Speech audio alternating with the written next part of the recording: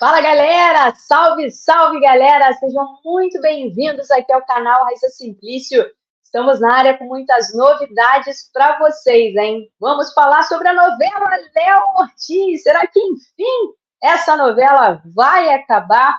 Rodolfo Landim se pronunciou sobre a escolha do seu sucessor como presidente do Flamengo. Ele se pronunciou sobre quem ele irá apoiar nas próximas eleições do Flamengo. Vamos falar também sobre o cenário político. É ano eleitoral, vou explicar para vocês como a situação está. Tem Igor Jesus renovando o contrato e passando à frente do Alan, hein? Vamos explicar também essa situação para vocês. Tem a tabela do Brasileirão que saiu, a CBF divulgou a tabela base do Campeonato Brasileiro e como é que será que fica a Copa América?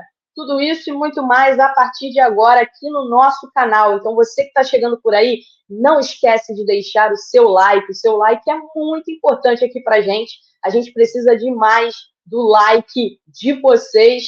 E eu estou aqui esperando o like, hein, galera? E você que está assistindo a gente ainda não é inscrito aqui no nosso canal, pessoal, a gente precisa muito da ajuda de vocês, que vocês se inscrevam aqui no nosso canal, hein, pessoal? Para a gente buscar as nossas metas aqui e atingir mais e mais pessoas. Vamos lá, vamos começar a trazer notícia aqui, que é o que interessa para o torcedor. Vamos começar falando sobre a novela do Léo Ortiz, porque ninguém aguenta mais a novela envolvendo o Léo Ortiz, né? Teve uma reunião que, se bobear, ainda está acontecendo, reunião nesta quinta-feira pelo Léo Ortiz, envolveu pela primeira vez as três partes.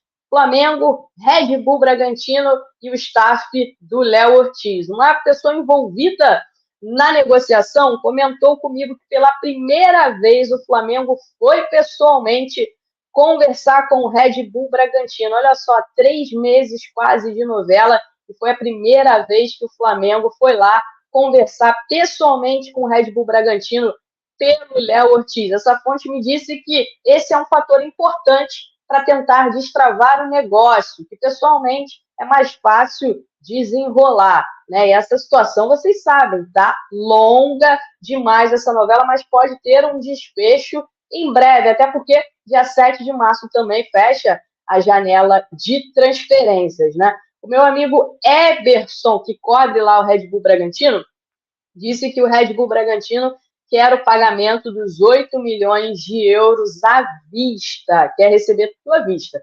Eu conversei com uma pessoa do Red Bull Bragantino e essa pessoa me disse que é difícil isso acontecer. Por quê? Porque é de praxe no futebol, no mercado hoje em dia, né, os pagamentos serem parcelados, até para poder facilitar o fluxo de caixa dos clubes. Essa pessoa também me disse que, por exemplo, o Claudinho, quando foi vendido ao Zenit, que é um time que tem dinheiro sobrando, tem muita grana, essa venda ela foi parcelada, ou seja, o Zenit pagou o Claudinho de forma parcelada. O que deve acontecer, né, e o que essa pessoa me disse que essa situação está na mesa de negociação, é que o Red Bull Bragantino quer uma boa quantia de entrada à vista, tá? E parcelar o restante. Essa pessoa me disse que tudo à vista é bem improvável de acontecer. Ah, mas por que essa demora? Por quê? Gente, o Tite quer o Léo Ortiz. Esquece, o Tite quer o Léo Ortiz. Vocês viram o vídeo do Marcos Braz ontem, voltando para o Rio de Janeiro? Ele veio para o Rio de Janeiro, mas hoje embarcou novamente para São Paulo para continuar lá a negociação. Então tá o Marcos Braz e o Bruno Spindel à frente dessa negociação. Ambos estão lá em São Paulo, né, tentando encaminhar de vez essa compra do Léo Ortiz. Fiquem ligados aqui que a qualquer momento a gente pode ter novidades sobre isso. Então já ativa o sininho, porque no momento que a gente tiver novidades sobre o Léo Ortiz, a gente vai entrar aqui e vai trazer para vocês essas atualizações. Beleza, galera? Vamos lá, vamos falar agora sobre o Igor Jesus, né? Para quem acompanha a gente já tinha trazido que o Flamengo tem conversas adiantadas com o Igor Jesus para renovar o contrato do jovem volante.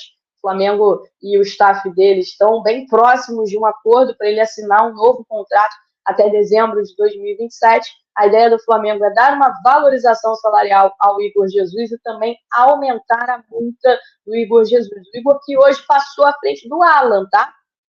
Passou à frente do Alan. O Alan teve alguns problemas, teve lesão, teve dengue, enfim. O Igor Jesus chegou voando e passou à frente do Alan hoje. Tá? Hoje ele é uma opção à frente do Alan para a comissão técnica do Tite. O César Sampaio tem conversado muito com o Igor Jesus, um cara que sabe muito da posição, né? E tem ajudado a lapidar o Igor Jesus. O Flamengo vê um futuro muito promissor desse garoto que está encantando a comissão técnica do Tite. Beleza? Outro tema aqui para vocês, gente, é o seguinte.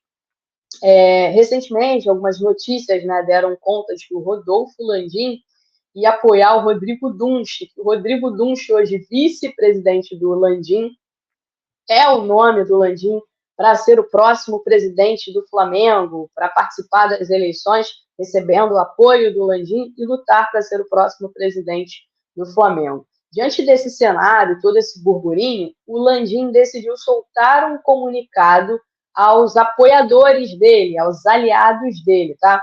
O comunicado foi o seguinte, ó. Por determinação do presidente Rodolfo Landim, informamos que, conforme compromisso assumido em conversas anteriores com os grupos de apoio são os aliados, tá? Nenhuma decisão sobre a escolha do futuro candidato foi tomada por ele, nem será sem antes conversar com os grupos. Em breve, disse o Landim, né, será formada uma comissão com alguns representantes dos grupos para, além de fazer um balanço das conquistas e avanços obtidos nesses mais de 5 anos, fruto dos compromissos de campanha da chapa Uniflá, preparar um programa reduzido, descrevendo o que pretendemos fazer no próximo mandato para termos um Flamengo ainda maior e melhor. O presidente entende que o alinhamento e o compromisso político dos pré-candidatos aos princípios e ações contidos nesse documento será pré-requisito para aquele que virá a ter o seu apoio. Foi esse, então, o comunicado do Rodolfo Landim. Nos últimos dias surgiu esse burburinho sobre a possibilidade do Rodrigo Dunche, né, que é vice-presidente geral. Essa possibilidade, de fato, existe, apesar, como o Landim disse, ainda não ter batido o martelo, e é possível que o Flamengo tenha 3 cenários na eleição de 2024, tá? O candidato do Rodolfo Landim, que pode ser, né, tem boas chances de ser o Rodrigo Dunche, o BAP, né, o BAP que ele pode ser, tá? Ele pode vir como candidato, um amigo de longa data do Rodolfo Landim. Ele não deve vir junto com o atual presidente, junto com o Landim. Pelo contrário, né, muita gente dentro do clube que acredita que o BAP vem por conta própria, né? O BAP ainda não confirmou se será candidato, mas ele tem se movimentado politicamente dentro do clube, como ida a encontros com grupos de sócios, e não tem falado absolutamente nada de nome do Landim, tá? O BAP participou da gestão do Landim, ele foi ativo no Conselho do Futebol e ele tinha muito atrito com o Marcos Braz. Um dos motivos para ele deixar o grupo do Landim, digamos assim, foi por não concordar com algumas situações e por vários atritos também que ele teve em relação ao futebol do Flamengo. Eduardo Bandeira de Melo. Eduardo Bandeira de Melo, ele deseja participar das eleições, mas ele não quer inicialmente ser candidato.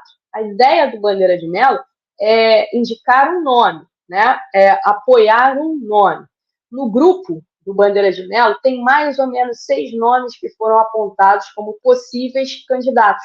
E há uma discussão interna entre eles para entender qual desses nomes seria o nome mais indicado. E, claro, se encaixaria nas demandas que um presidente precisa atender, né? Então, a expectativa, até onde eu sei, tá? Eu soube que a expectativa do Bandeira de Melo é definir um nome até maio e, assim, anunciá-lo como pré-candidato, tá? A ideia do Bandeira é essa, é colocar um nome e não ele vir como candidato.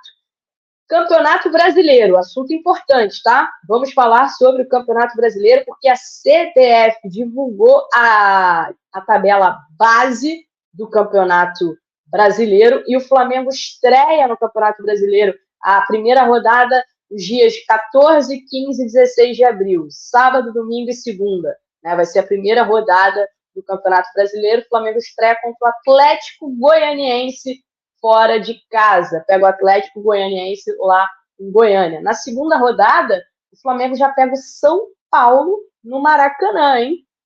E essa aqui é boa, galera que sonha com o título brasileiro. O Flamengo joga a última rodada do Campeonato Brasileiro contra o Vitória no Maracanã em dezembro. É isso mesmo, a última rodada do Campeonato Brasileiro, para quem sonha com título, comemorar título e etc. O Flamengo joga contra o Vitória, tá? No Maracanã. E aí, gostaram? Quero saber a opinião de vocês, o que vocês acharam. Agora, tem uma outra situação muito importante que eu vou destacar aqui para vocês, que é a Copa América. Questão de desfalques e etc, né? né? Então, eu dei uma olhada aqui e o Flamengo, durante a Copa América, né, inicialmente, vai ter mais ou menos os seguintes jogos. Juventude fora de casa, Cruzeiro no Maracanã, Atlético Mineiro fora de casa, Cuiabá no Maracanã, Fortaleza no Maracanã, Internacional no Beira-Rio e Criciúma dentro do Maracanã. Então, serão mais ou menos esses jogos. Ainda não está definido se o campeonato vai paralisar ou não. A CBF soltou a tabela com jogos durante a Copa América, mas como vocês sabem, a gente já trouxe aqui para vocês, Flamengo, Palmeiras e outros clubes, né, o próprio Vasco, tentam fazer com que o Campeonato Brasileiro seja paralisado durante a Copa América. Beleza, galera? Por hoje é só. Não esqueçam de ativar o sininho, de deixar o like, de se inscrever aqui no nosso canal. E, ó, ativem o sininho mesmo, hein? Porque qualquer novidade, janela de transferências fecha no dia 7 de março. Falta pouco, então o Flamengo tem que correr contra o tempo. Qualquer novidade a gente vai trazer aqui para vocês, tá? Grande beijo para vocês. Tchau, tchau.